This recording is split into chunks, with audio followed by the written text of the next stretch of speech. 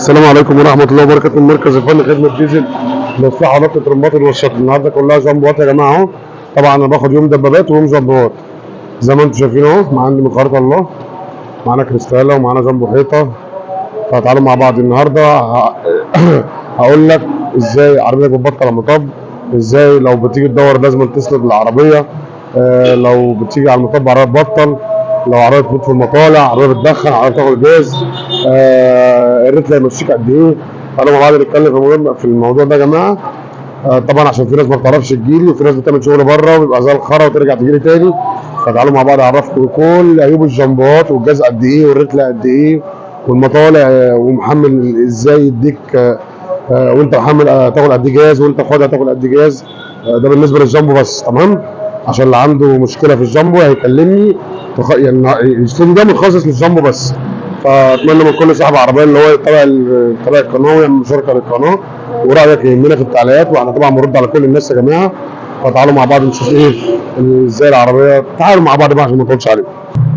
كلنا مين وحش؟ انا معلم. امانه الله. انت دي ثاني مره او ثالث مره تجيلنا صح؟ ايوه. ايه رايك في المركز الفني خدمه ديزل بامانه في الشغل؟ في والله زي الفل واحسن. في اي حاجه في حد مزعلك الشغل؟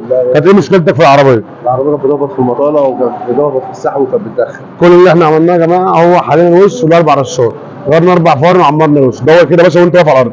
طبعا دي معموله يا جماعه بس ده ايه اللي هو يعني زي ما انتم شايفين. الاول كان بيسند لها عشان تدور، دلوقتي ما شاء الله احنا بنوريكم فعل وعملي، وهوريك دلوقتي عربيه حله تاني. طبعا دي كانت قبل وبعد.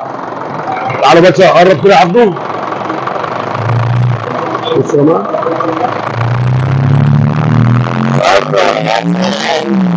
طبعا ما حطيتش كوبايه الميه مش معمره، انا مش هضحك على الناس يعني. ومعانا كريستالا، معانا النهارده حاطين برضه جنبه حته يا جماعه 115. ده الوش بتاعها يا جماعه. دي النهارده عشان ده كل عيبك بقى. لو النهارده الجامبو دي بتبطل على المطب، شوف بتبطل على المطب او بتبرجل او بتيجي تدور لازم تسند لها، او اللي هو عربيه في الصناعيه عامله رعشه، او الكلام ده كله، او في الطلعه بتاعت العربيه 100. كل ده من الميزان ده. الميزان ده يا جماعه عليه عمل كبير جدا وهو وش الميزان. مش معنى ان انت تغير اكس وجلبه او تلاقي الجديده خلاص الموضوع انتهى، لا. في حاجات بتتغير هنا وفي حاجات بتتغير في مجموعه الميزان، بتفور العربيه في المشي شويه، بتسهل العربيه الميزان يفتح في المطالع. حاجات كتير يا جماعه احنا بنعملها الحمد لله الحمد يعني، عن ثقه وعن تجربه. العجل كله واقف اهوت ومجرب شغلنا. اللي جالنا من المنيا واللي جالنا من الصعيد ومن الفيوم ومن اكتوبر وزي ما انتم شايفين اهو. فالنهارده انا ما بحلش ترمبات. امتى احل ترمبه؟ لما تكون العربيه خلاص بقى بتشم المطلع بتحط. تعالى يا ابني كده. دي عربيه زي ما انتم شايفين يا جماعه، هي الوش اللي محلول بس اهو، ولا الاربع رشات حليتهم كمان زي ما بقول لكم. دي قبل، وان شاء الله انتظروني بعد اعرفكم برضه صاحبها. ومعانا طبعا الناحيه الثانيه كريستالا على الاثنين محلين هم، تمام. وادي يا جماعه العمره. بالنسبه للعمره اهي، طبعا دي عمره زبون يا جماعه اهي زي ما انتم شايفين اهو. العمره كلها بتيجي اصلي زي ما انتم شايفين اهو.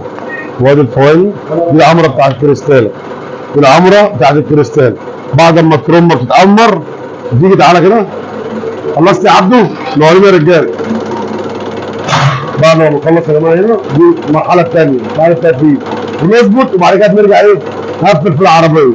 فان شاء الله انتظرونا بعد ما نخلص هنوريكم ايه الوش والكلام ده كله. استاذ سامح العربيه بتاعنا نور الدنيا. عملت ايه؟